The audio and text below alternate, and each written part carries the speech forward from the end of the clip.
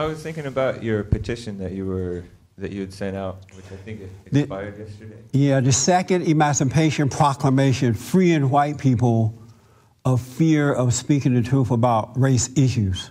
It expired yesterday, Ernest? Yep. Yes. I noticed there were only 90 people who signed it. Yeah, I was surprised. Yeah. Because people are, a couple of things going on. One is that some white people are afraid to sign it because they don't want their name to be on a list anywhere, they think.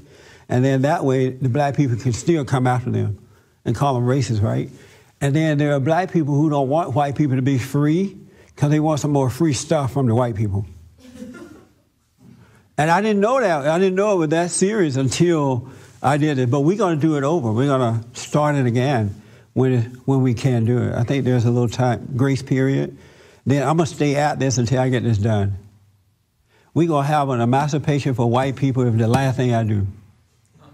But I've heard some interesting stuff about this. It's just been... Did you sign it, Ronnie, my best friend? I did. You signed it. And what made you sign it? Decide to sign it? Just because you're trying to make a point there, and I just wanted to just be in agreement with that, you know. I don't think that I'm really making a point to... I'm not going to do a whole lot of good, probably. No, why you say that? Yes, it's amazing what one person can do for good. Mm-hmm. Don't put yourself down like that. Basically, if you can help anybody to open up and be better, then that's the whole point. That's right. So that's why I signed it. Good for you. Did your husband sign it? I don't know. I don't know if he knew about it or not. What? So what? I don't know if he knew about it. Wayne grew up under Jim Crow. He's sure not going to sign it. You know, I think that's the problem. People keep on talking about racism and all the rest of it. That's why I want to end it. They need to put that to sleep. And people are people, and you shouldn't be dealing with that. That's right. So why sign a petition that you're putting out there for what you're talking about? That's crazy.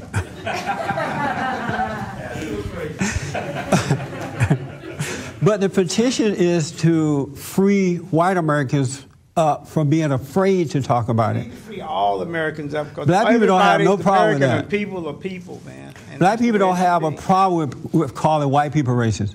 Who? Black people. Well, that's their own problem if that's what they I know, but if white people fight back, it'll end this stuff. You got the same thing on both sides, man. No. Yeah. No. Yes, you do. One more time, no. Okay. well, you go down south, you'll find out you have it on both sides, okay? Oh, God. So, I mean, but it's just really, to me, it's just ignorance. And people are just people, and they should just love one another. And just. But you do know that white Americans are afraid of, not all, but most, are being called. No, I don't know anybody who's afraid. You don't know that. I know a lot of white folks, and they ain't afraid. Let me ask you a question. You don't know that white Americans are afraid of being called racist? I think anybody's afraid of being called a racist. With me with the I wouldn't want anybody calling me a racist. I don't care. They call me racist all the time. Why? Why they call me racist? Why would you be afraid? You wouldn't want him to call you a racist, would you? It doesn't matter. They call me that all the time. But Wayne, I'm at a point in my life, and I don't know what tomorrow's going to bring. I've been called so many kinds of names and threatened and lied on and all that kind of stuff. It just rolls off my back. I don't care. I care about what is right, and I think every person on earth deserves a chance to repent and live the life that God created for them to live. And people need to understand that our battle is not physical. It's a spiritual battle. And then we can start winning our families back and our country back. And so if we are concerned about the name calling, we're not going to get anywhere. Can you imagine where we would be if Jesus had said, oh, I ain't going to do this today. They're going to call me a name. They're going to stone me. They're going to do this. We would not be free. We'd be in hell today. Because the battle is spiritual between the good and evil. Evil job is to try to stop you by degrading, by lying. They want you to care about what they think. I don't care about what they think. How does this petition affect? I don't know what this petition is about. How does the petition make people not be afraid of being called racist? Because if I could get white Americans to overcome the fear and start standing up for themselves, to say, look, how am I racist? I am not a racist. I'm not responsible for you having your babies out of wedlock, relying on the government. letting someone else control your life. How are you blaming me for this? I'm not responsible for what happened 150 years ago. Then black people would cut it out. Yes, sir. A lot of people have said that well, a lot of whites really are racist. But as you taught your daughters, you said that they should speak up even when they're wrong. And white people are taught to just shut up and be nice. Yes. And that's bad for the country. It's bad for their spirit. It's bad for their soul, because what's going to happen is that inability to speak up is going to boil over within them at some point. Because when you can't speak up, you start getting mad after a while. You start being angry. You feel like, you know how that is not to be able to speak up.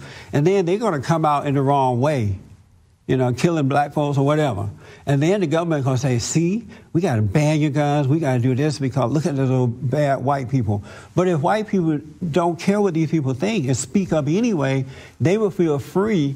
And then we will all of God's children would come together as one and fight against Satan's children who are on the side of evil. It's not good not to speak up. Do you think, or have you thought that maybe you can get people to be free without having an Emancipation Proclamation, but just let them exercise the freedom they already have? They're not exercising it. I know they're not, but that's the problem, is that they're not exercising the freedom they already have. There's no law on the book saying that you can't talk about black people or you can't this. So an Emancipation Proclamation is not, I don't know if that's necessarily going to make people exercise the freedom that they already have, because they already have the freedom to do it, but they're just not exercising it.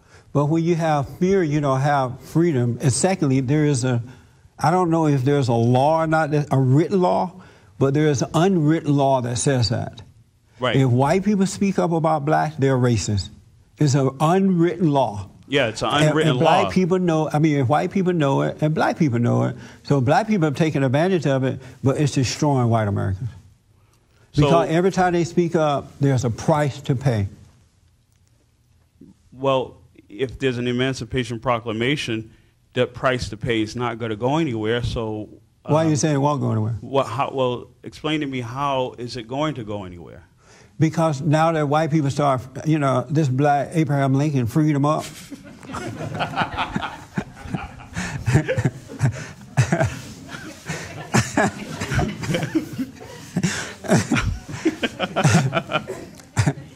This black Abraham Lincoln freed them up, and now they're going to go out and start speaking up, and imagine what's going to happen. I don't know what that's going to happen.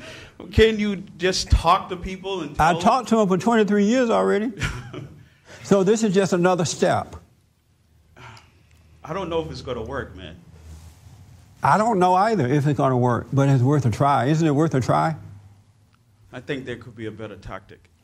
Then come up with one. Yeah, it's called talking to people. I already talked to them. But I'm still talking to them. I got to really move on. Okay, let me just say one thing. I'm still talking to them and getting my brothers and sisters to join forces with me to help set them free. Okay, so all right, so you get them. Do you want to see them free? They're already free. Do you want to see them free? Of course. Do you want to see them free? Yes, sir. Yeah. They're already free, though. It's a matter of. You don't know that white Americans are afraid to tell the truth when it comes to. I understand that there's fear there. Right. So stay with me just for a minute. Stay with me. So you know that they have fear, right? Yeah. Speaking to the mic. Yes, sir. And it is fear, freedom. Fear, freedom. Is that freedom to have fear? No. Okay. No. Stay with me. So they have this fear. So you know they're not free, right? Correct. And so what's wrong with me helping them to break that fear by doing this? I don't think it's going to be done by legal means. I'm not trying to do legal means. Well, what's the Emancipation Proclamation? That's a legal document, isn't it? Not yet. When Abraham Lincoln first started out freeing the blacks, it was not a legal document. It was a conversation first. It was an awakening first. Yeah, but there were laws that made black people not free. There are no laws, no written laws making white people But not there are be free unwritten laws. which is the same effect. Who understand what I'm saying about the emancipation? Oh, good. And it makes sense? It makes sense to you? Yeah, I mean, because once I start discovering myself, I start seeing that I couldn't stand nobody. I didn't even like black people. So I started discovering I didn't really care for people in general. But I just really heard about this today. But I think the reason why you're doing this is to, and you can say I'm wrong, is to make them start to like believe in themselves. Because I know people can also be in prison in their mind. They can also be like slaves in their mind. That's right. You don't need like laws to say you a slave. You can, it's slavery in the mind also. So that's what I think you're doing. I never even thought about a law about that until people started saying law.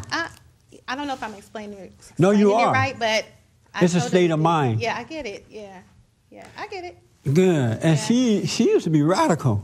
See, I love this.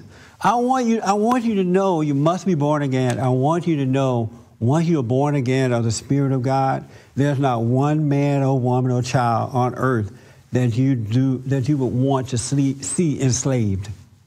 You just have a natural honesty and compassion for them. And you don't want people to be enslaved. And because the love of God is it's something else inside of you. It really is. Something that you've never experienced until you enter into that kingdom. For more information or to purchase a copy of this show, visit us on the web at www.bondinfo.org or call 1-800-411-BOND.